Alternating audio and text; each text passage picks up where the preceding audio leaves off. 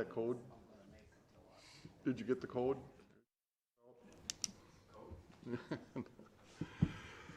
Good afternoon, everybody. It's 5 o'clock. Call the Health and Human Services Board committee to order. We'll take a roll call, please. Dr. Anwar. Julie Smith. Present. Lisa Lind. Present. Sean Anderson. Present. Kathy Leaf is excused. Dave Osnes. Present. Greg Telejohn. Present. Mike Barkalow. Present. Deb Lindeman. Present. We do have a quorum.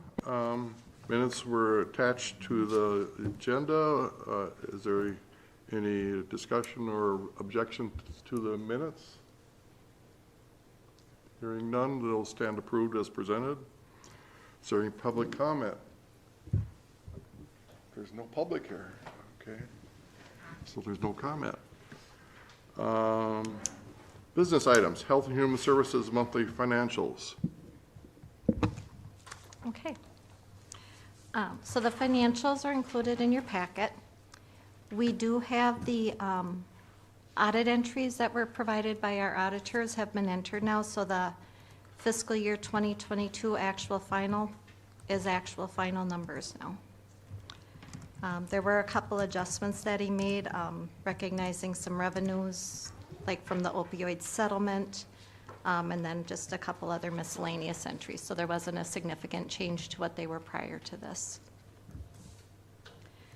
A couple things I was going to go over. If we scroll to page 13 of the report and look at behavioral health,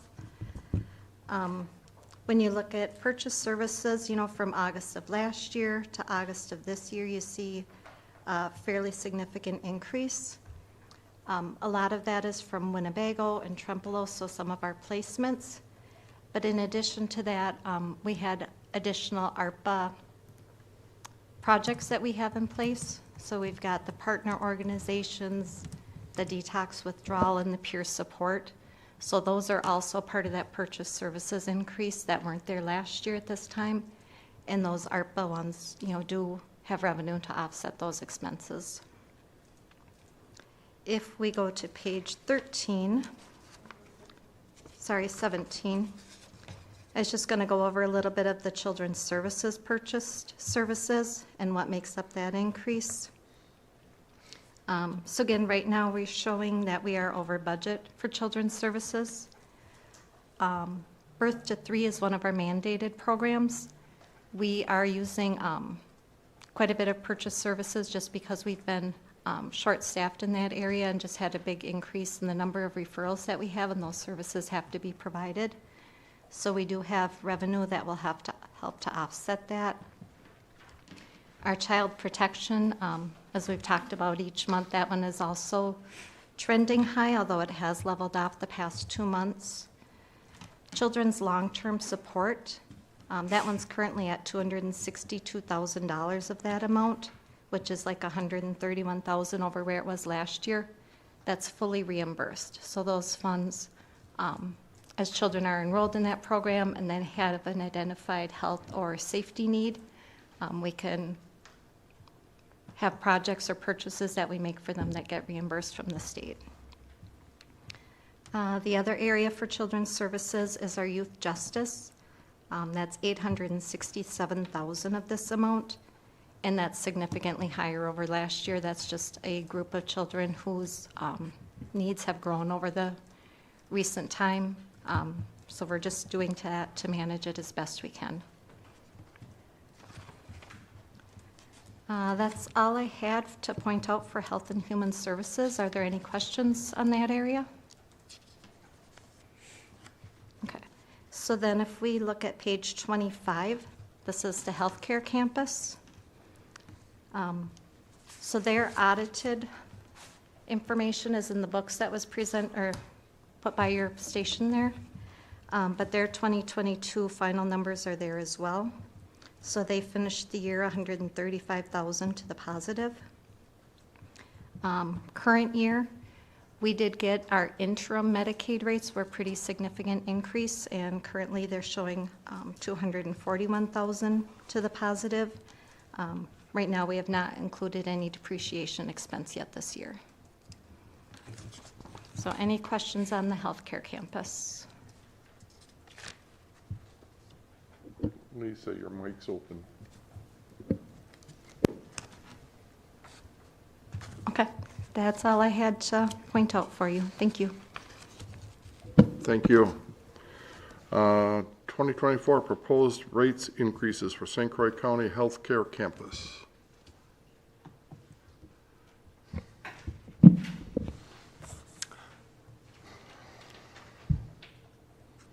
So we've made some minor adjustments in rates for the highlighted items you see on the screen there.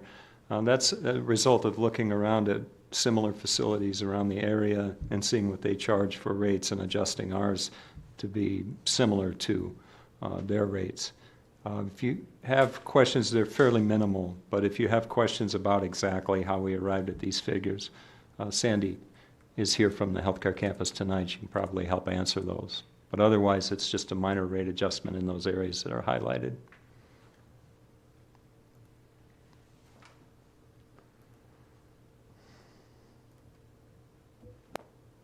So we would need a vote to approve those rate changes, Mr. Chair. We can take a motion and a second, and if there's any discussion. So moved. Dave makes a motion. Is there a second? Motion to what? Approve? Pardon? Motion to approve? Dave made the motion to approve. And second?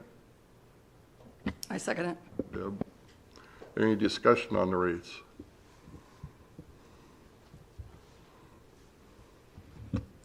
None? Oh, go, Mike? Yeah.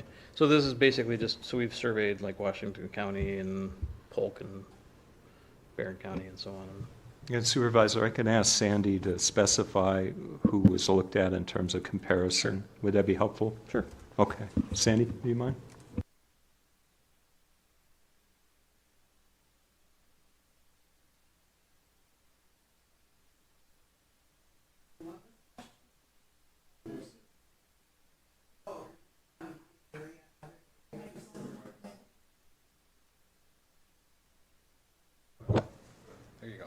Now I can go? They're different. We surveyed the other area facilities, and some are higher and some are a little lower. So,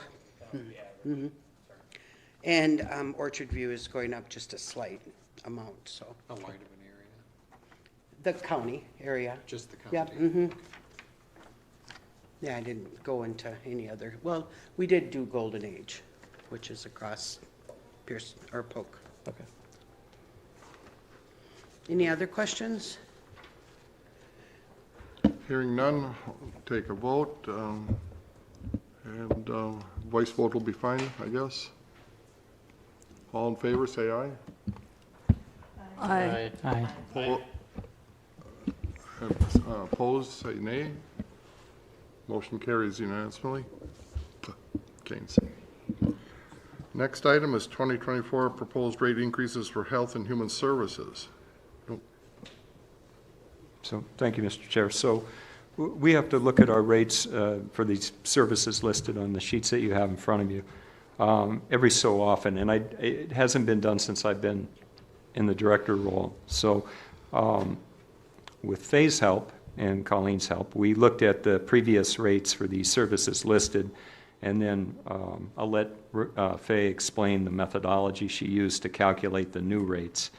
But if you look at the current rates, that's what we currently have for those services listed, and for anything that says NA or not applicable, that's because there wasn't a corresponding rate under our list of service areas in the old list of rates.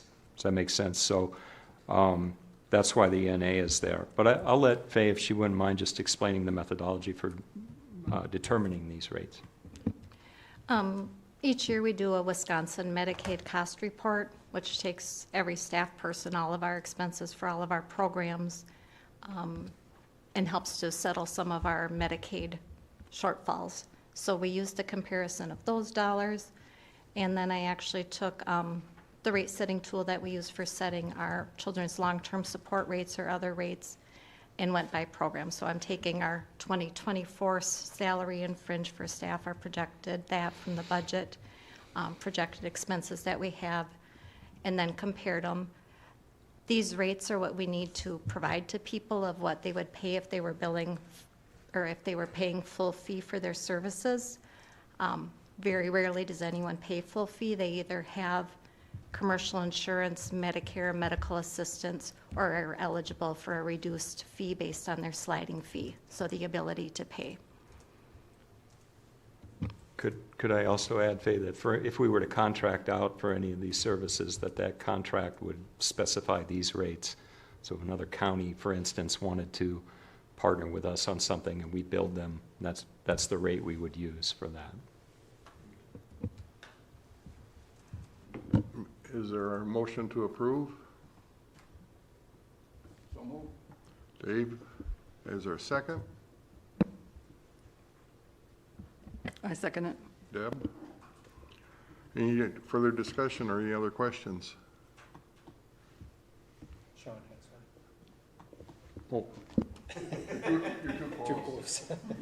one. Yeah, so under crisis intervention services, there's social worker bachelor's level that went down. Was that, I'm not against it, but is that intentional? And then the Northwest connections all more than doubled. What is the reason for that?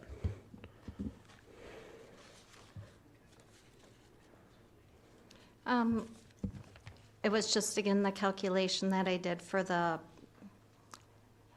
when you add up all of the services and divide them by the direct service hours, that was the calculation that came up, was the 170 per hour for the bachelor's level staff. Northwest Connections is our contracted services that we do with them to provide the 24/7 crisis and some of the mobile crisis services that are provided in the evening, and that has just continued to go up.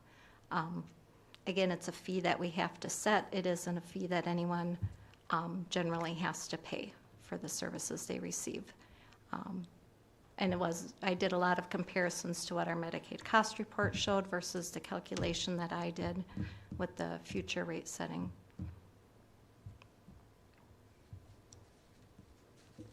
Any other questions? Hearing none, I'll take a voice vote. All in favor, say aye. Aye. Opposed, nay. Passes unanimously. Okay, consideration of 2024 requested budgets for Health and Human Service Departments. Yeah, I'll start us off and we'll grill Bob with the tough questions. So to give you the big picture as we look at the county budget, all the departments submit their budget request in June, July. We sit down with all of the department heads, the finance director and I, and we go over those budgets with them to gather all the detail.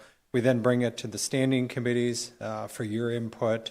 And I'm wrapping up this week all of that input, and I need to make a recommended budget then to the county board, and we'll do that at that October committee of the whole meeting. So we're right down to the end here, but we're going to go through the requested budgets, and the purpose of it really is for you to tell me that's a great thing in there, we really like that, and we want to support that, or we really don't like this item that's been added in there, and we think you should cut that item. So if you have any strong yeses or strong nos, that's what I'm looking for. All the departments, when they submitted their budgets, put us about 1.7 million over the new revenues we have coming in. Revenues are actually pretty easy to gauge because most of them are fixed. So we had 900,000 in new construction, or 2.73% of net new construction, third in the state. That gave us that. New shared revenues from the state of $753,000 that we got. Increases in interest earnings that we have, interest rates are up, and also increase in sales tax. That continues to grow in St. Croix County. So those are all the revenues, but I'm still then $1.7 million deficit on this budget. So really it's the expense side that we have to look at cutting. Included in that expense, though, is 23, really about 24 new positions that were requested. And where I'm at right now with the budget is probably 14 of those 24. So 10 of them are coming out, and that's largely how I'm going to make up that $1.7 million deficit that we have. But we'll go through each of the budgets and show you as much detail as I can or that you want to see, and you can ask any additional questions that you might have. The first few pages here is Health and Human Services, the total fund aggregated together.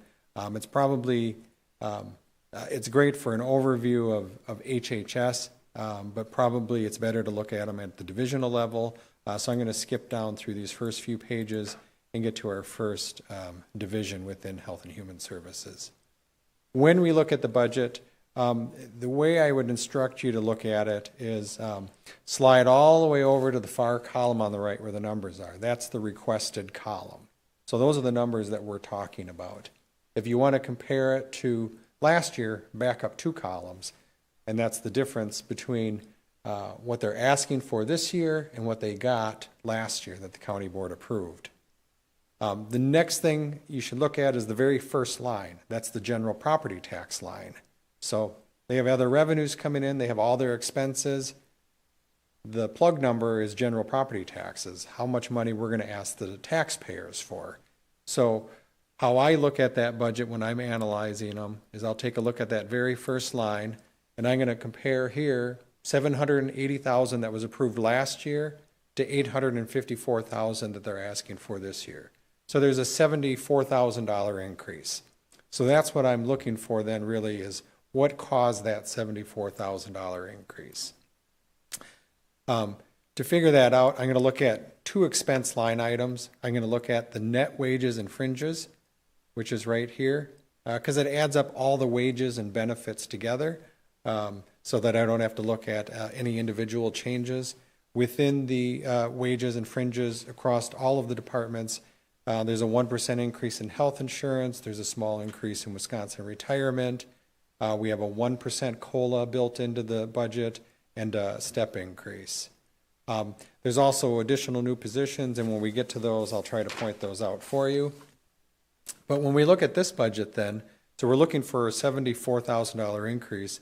What I'm seeing under net wages and fringes, last year was $2 million, and this year is $1,900,000. So there's actually a $100,000 decrease there.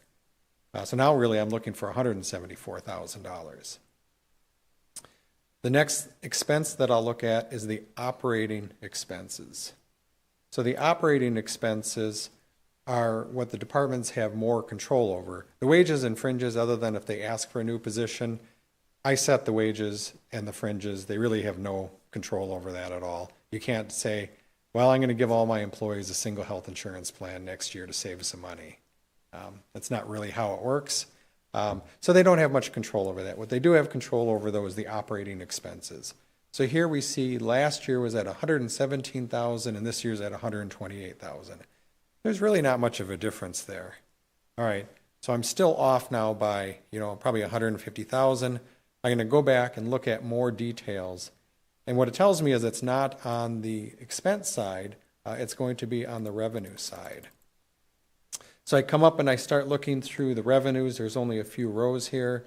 So state health grant went down from $955,000 to $703,000. All right, well, there's a $250,000 difference right there. They have a new $100,000 state human services grant, but this is where the changes are coming in. So the grants that the public health department have been receiving are changing, which is not really unexpected. We had a lot of COVID money flowing in to the organization, and I think that's going to be slowing down now here, or going away completely. So that's where the changes are. So really, if you think about the expense side, we saw the net salaries drop. They're actually eliminating a public health nurse position within public health. I'm going to put my glasses on so that I look smart and that I can read then. And then we eliminated one public health nurse position, and that freed up that salary to be used for the epidemiologist who was grant funded previously. So you saw the grants come down. We would have to let the epidemiologist go, but they prioritized that position. So we added that and decreased the public health nurse. That was an offset, so zero budget effect. But that's one of the things that I encourage the department heads to do is when they have limited resources, prioritize which ones are more important, and we're able then to reallocate those resources. So that's what they did there. The only other change, I think, within public health was a 0.3% increase in a program support associate. So those are the changes that we have going on in public health. So any questions about that division or how we look through the budget? Dave, go ahead. Where are we at, Ken, with ARPA and opioid money, and have we used any of that money for any of these salaries or anything else in this particular budget? Not within this division. So ARPA dollars we've allocated. There's several positions, a lot of them in behavioral health, that are ARPA funded through the end of 2024. Those revenues are going away that are matching up with those positions. The opioid dollars, there's one position within behavioral health. It's actually an embedded mental health professional with the jail. And that's where we allocated the first round of opioid dollars that we received. And we have a second one. I have to look at my notes here to remember which one it was. Remember which position it was, Bob? Behavioral health. Yeah. Okay. We'll get to that one. It's in behavioral health, though. So the second round of opioid dollars, what we're recommending is another position to be covered by it. So behavioral health and children's services, the link between those two, a position that works across those skill sets. Don't worry, we will spend all the grant dollars. All right, so I'll move on then to the next division, which is the behavioral health division. So again, I'm going to take a look at the top. I see 1.3 million last year, and I see 2.1 million this year. So after I get up off of the floor there, I say, okay, what's going on here? Well, the big change here really in behavioral health was we shifted a whole bunch of positions last year from behavioral health to ADRC, and then we shifted them all back to behavioral health. So what we're seeing is that shift. You're going to see a corresponding, not quite as large, but a decrease within the ADRC as those positions have moved back and forth between those two divisions. So that's part of what's going on. You'll see that particularly when we look at the net wages and fringes, which is right at the top of that next page. We're at 3.1 million last year, and we're at 3.5 million. So that $400,000 increase is several of those positions that are being shifted back and forth. Yeah, there was a number of them. I think it was about 3.5 positions that shifted from ADRC back to behavioral health that had been previously shifted. And then in behavioral health, we have 2 new positions that were requested. Those positions are a social worker and a mental health therapist. The social worker is going to be tax levy supported, whereas the mental health therapist position, we believe that there'll be enough Medicaid billable hours to cover that position, so we don't anticipate any tax levy on that. Ken, I think that social worker position in behavioral health is the opioid funded position, so it's contingent on those opioid funds. Yep, it is.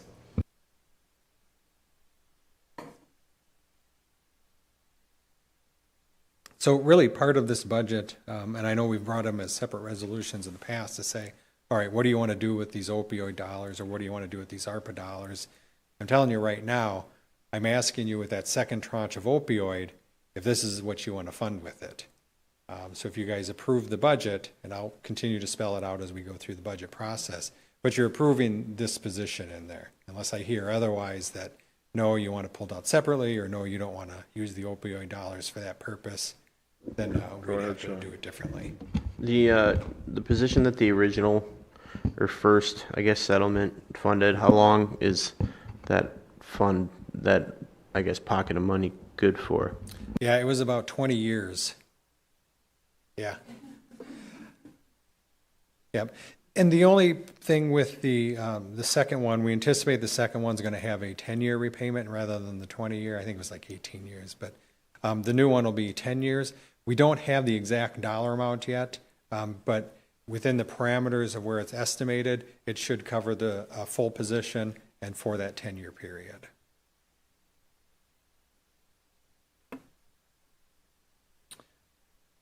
All right, so the other thing we would look at then is operating expenses. So they went from $2,189,000 to $2.9 million. All right, so there's a $700,000 increase. We want to look at that. So right at the bottom here, we see $376,000. That's other grants, contributions, and indemnities. And is that ARPA related? Family care? And is that a switch from the other budget? Yeah, all right. That's part of.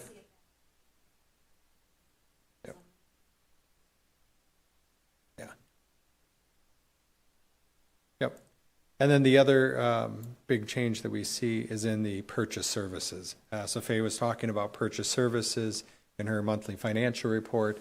That row, if you look at it, it's 1.8 million last year, and they're requesting 2.1 million next year.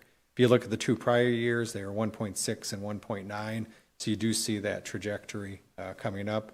At August 1st, it was already over $1 million. I forget what it was in Faye's report, but it's significantly higher. Those dollars are continuing to climb. Any questions on behavioral health?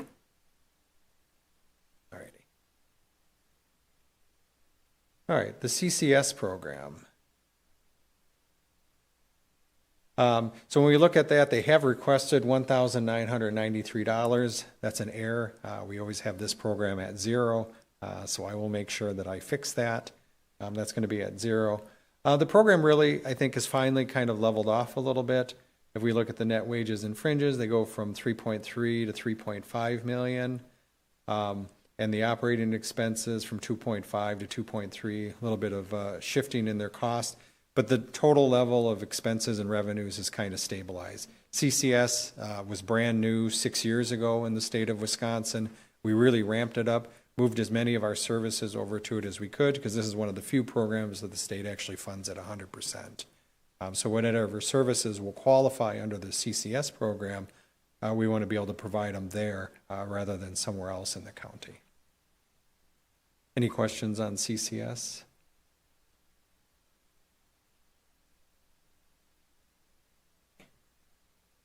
All right, economic support.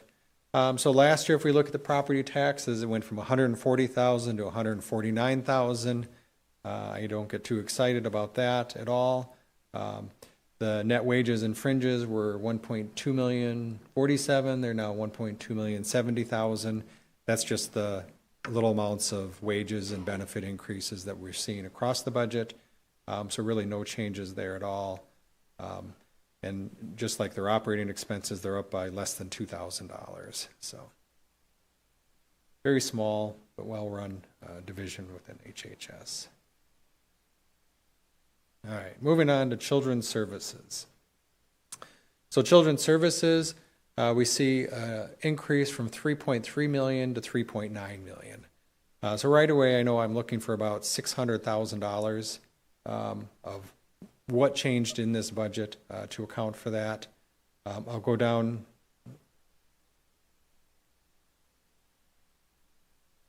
And I'll look at the net wages and fringes.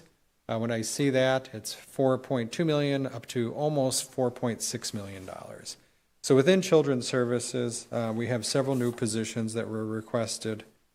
We have ongoing child protection, program support, a case manager, and an initial assessment case manager.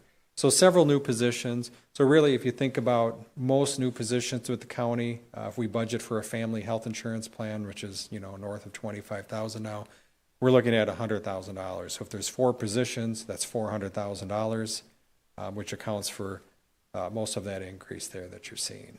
So those increasing service demands are causing those departments, the division, to ask for additional staff to support it. We look at their operating expenses. They went from just under 2.3 million up to 2.9 million. So again, we look to see where that's occurring. It's that purchase services line again. We went from 2.2 million budgeted last year up to just under 2.8 million next year. If you look at the 2 prior years, they were at 2.2 million and 2.4 million last year. And year to date, as of August 1st, was already over $2 million. So I can pretty much guarantee you they are going to be finishing over budget on that. See, the thing with, especially with children's services, there's not a whole lot of say in that. A lot of these are court ordered. There's things that you just have to do. The state requires us to do this, but they don't pay us back for it. They just say you're required to cover any expenses that come up, any expenses that the judges order. The county will pay for it. And so we're trying as best we can to catch the budget up to where this trend line is, but it's a lot of money.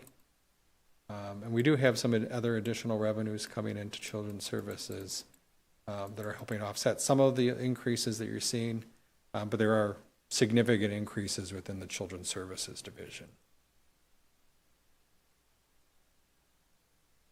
Questions on that?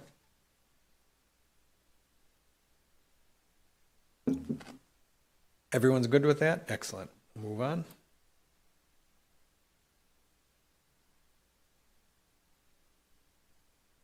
Cost center 4610 is the ADRC. So when we look at that, we go from 881,000 to 436,000. And before you think Kristen's doing such a miraculous job, remember this is the one that we transferred out to behavioral health. I mean, she is doing a great job, but this isn't all attributed just to her. So part of it's just the switch there to behavioral health.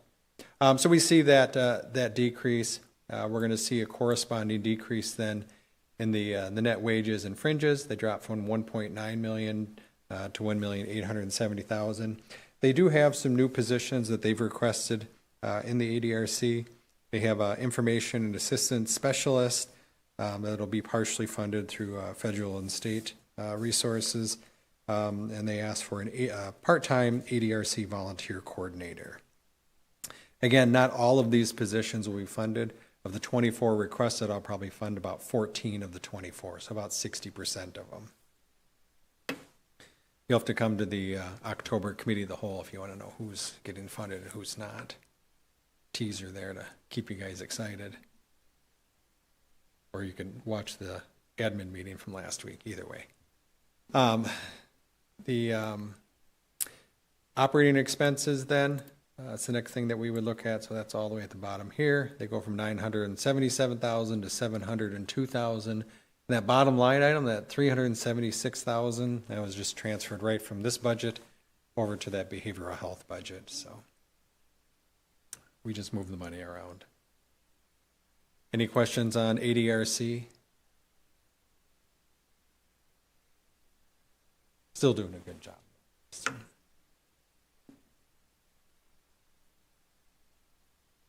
All right. The Health and Human Services Administration. So when we look at that one, we'll look at that top line. Last year they were at 1,456,000. This year they're at 1,377,000. I also see other federal payments had decreased, so they had some other decreases in revenues, some increases in state human services grants. When we look at the net wages and fringes, it goes from 1,715,000 up to 1,803,000. I don't think there's any new positions there. No. If we look down at the operating expenses, it goes from 410,000 to 134,000. So part of that then was in the software purchased. So here's where I'm seeing that big change. This line right here. Last year we had budgeted 262,000, and this year we budgeted 34,000. We don't need software anymore. We're just going to go back to paper and pencil. I think they redistributed that to the other divisions to better allocate the expense with where it's being incurred at. So they're going to still have some software, I guess. But they prorated it then instead of expensing it all into this budget, so that's Bob's secret this year.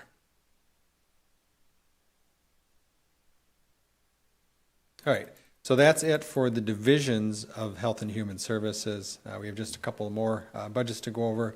The healthcare campus. So the healthcare campus is really made up of 3 subdivisions within the healthcare campus. The first couple pages here are a summary of all those combined. For those, I really probably look more at the summary of it because it's an enterprise fund, meaning that we treat it like a business. So it has depreciation that we book. And we expect it to generate enough revenues to cover its expenses. Whereas a lot of the other divisions, we don't have that expectation. We're not running children's services to be profitable. We know that that's an expense that we have. The healthcare campus, though, because it does have revenue sources, we do expect it to be able to cover all of its expenses. So the general property tax, if you see any dollar amount there, that's just a system error. We'll correct that before it's finalized. How we look at all the revenues then and balance it, because we still come up with a zero budget at the end, is we look at fund balance applied. So if you see fund balance applied here and it's a negative amount, it's got brackets around it, so negative 360,000, that means it's going to generate 360,000 more in revenue that we budgeted for than we do expenses. So that's the profit that we anticipate the healthcare campus to make. So this is the summary of all 3 divisions, but that's what we're looking at. You will see a decrease in the institutional care, some of the revenues. The revenues are up individually, but we did not budget for filling the Kitty Road Center as we have in previous years, just because we haven't now for a couple of years. So we've got a little bit more realistic that we may not be able to fill it. And if we do fill it, great. We'll have more revenues. We'll have more expenses. It'll all still come out exactly in the black, I'm sure, because Sandy makes sure. But we did decrease that expectation this year that Kitty Roads would be full all year long. So you're seeing that decrease. And you can see if you look at the prior years, we were just under 5 million and then just over 6 million last year.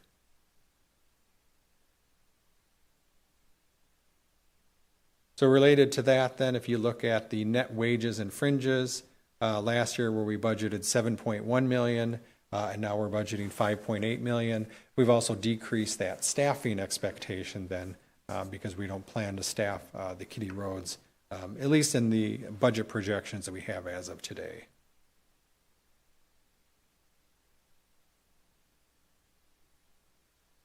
And then the operating expenses, you will see an increase in the operating expenses from about 1.9 million to just under 2.6 million. And I know right where that is. As soon as I find it, right here. So purchase of pooled staff. So lifeguards have gotten really expensive. No, that's not what pooled staff is. So the pooled staff is the, when we can't hire a CNA, we'll go to a contract agency and bring in staff. So that's what the pooled staff is. It's contract services. It's a lot more expensive, but we just can't find enough local people to fill the positions. So in order to keep the facility open and running and service it at the level that it needs to be serviced at, pooled staffing went from 60,000 to 600,000 in the budget. So you did see a decrease though in staffing. So. And an increase in our projected net revenues for the healthcare campus. Any questions on the healthcare campus, how that looks and operates? Dave? I guess the first question is, and maybe it might be, we can bring it up at a different meeting, but what are there any plans for Kitty Roads for this next year? Is my first question, and my second one is, and I think I've talked with Bob and I talked with Sandy last week that we've got almost full staff now at the rehab center. No, Kitty Roads, I mean Orchard View. Orchard View, yeah. Mm-hmm. Okay. Orchard View. Okay. We're working on possibly opening Kitty as a memory care with a lower amount of stuff. But we're not there. So what Sandy said for our at-home viewers, both of you that are watching, we're looking at opening the Kitty Rhodes Memory Care, but probably at a lower staffing level. My wife's probably one of them, I don't know. One of them, one of the many.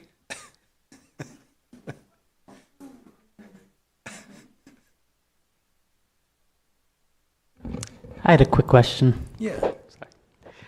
When you do have to hire from, outside agencies like the CNAs, is it like double, triple, quadruple?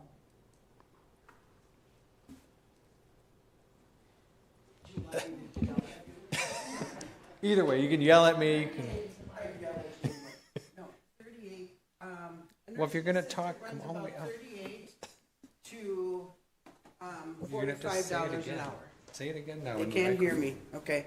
They run about, a nursing assistant runs about $38 to $45 an hour. That's the contract service. Yeah. Yep. And there's no benefits, that's flat rates. An RN runs $68 to $72 an hour. LPN runs about $45 to $55, depending on the agency. And that's probably about double what our hourly rates are. But that's no benefits, so we provide benefits, full family health insurance. So our total cost is probably, not half anymore. Varies really from individual, depending on their benefit selection. And before you go to outside agencies, do you market openings, or how does that work? Do people come and apply? The workforce is since COVID, has really declined in the area. We're seeing an uptick right now because several nursing homes have closed because they haven't been able to hire staff.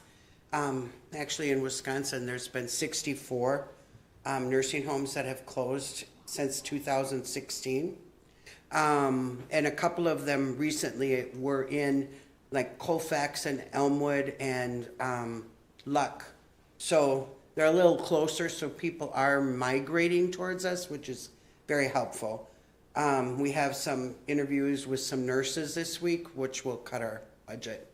And we have hired 2 agency CNAs onto our staff.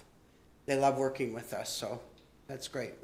We do ongoing recruitments, and we also have a program where we'll train the CNAs Yep. and then hopefully able to retain them once we've got them trained. We train about 40 a year, actually. Are most or all of those closures due to staffing or lack thereof? The other agencies that have closed, the other nursing homes that have closed, what's caused them? A lot of it has to do with the workforce. They can't get enough staff. They're more rural than we are. Luck is way up there, and Elmwood is way out in the country. So we're more closer to a metro area, which helps.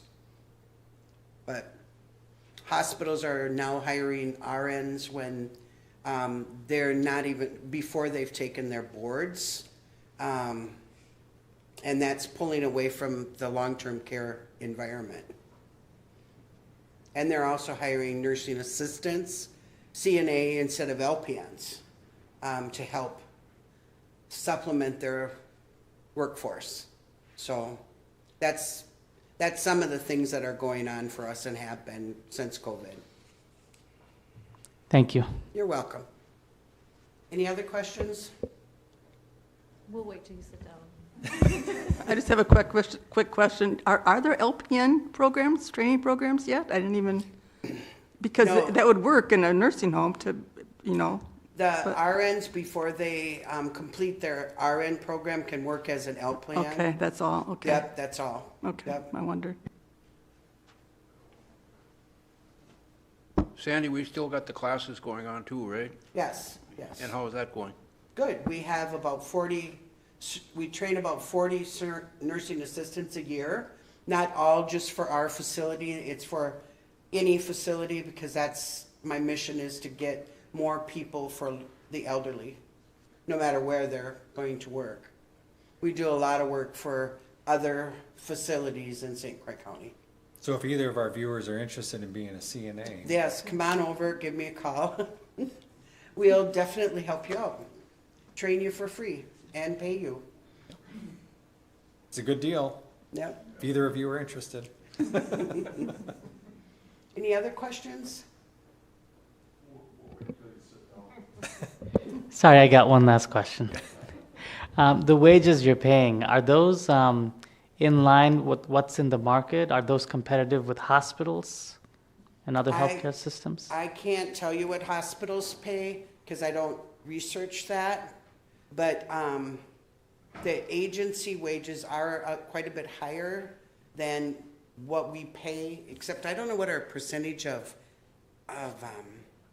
benefits is.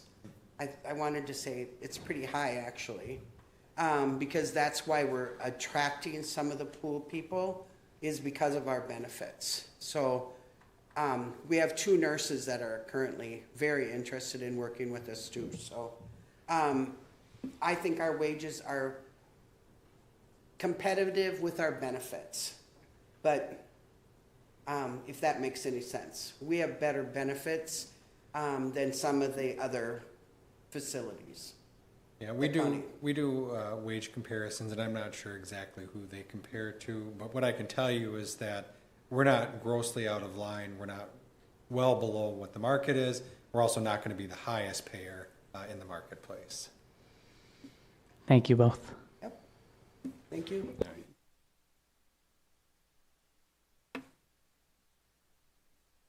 Any other questions on the healthcare campus? We break it down through the 3 divisions if you want to look in more detail. Like I said, I kind of look at the healthcare campus more as a whole. The last division then within the Health and Human Services Board jurisdiction is the Veterans Services. So if we look at their budget, relatively small compared to some of the ones we just looked at, but $312,000 last year in tax levy and $315,000, so a $3,000 increase in their requested levy. We look at their net wages and fringes. It goes from $194,000 or $294,000 to $297,000, so $3,000 increase. That's just the normal change that we see, and their expenses are within $100 of where they were last year. It's a very consistent program, but very valuable for the veterans that they serve. So that is the budget. If you have any of those strong feelings, yes or no, about anything that we reviewed, now is your time to tell me. Don't wait until the November public hearing to let me know, because then I'll lose the rest of the hair that I have. But that's the budget that we have prepared for you guys. Any comments, questions? Go ahead. That 800,000 in extra state revenue sharing, is that from the what was it, the property transfer fee distribution or Yeah, it was sales tax. So the state says they collect 5% sales tax, and they go, well, we're going to take 1% of that and we're going to share it with the local municipalities. So that's the additional $753,000, and a lot of that has to be tied to public safety. So that's outside your jurisdiction here, but their budget sees some big increases where a lot of those resources went.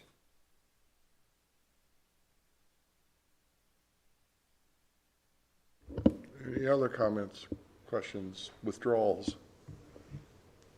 No? We don't have, we're good to go? That's all I got, unless you want to hear my joke. No. Just 5 more minutes, please. Yeah.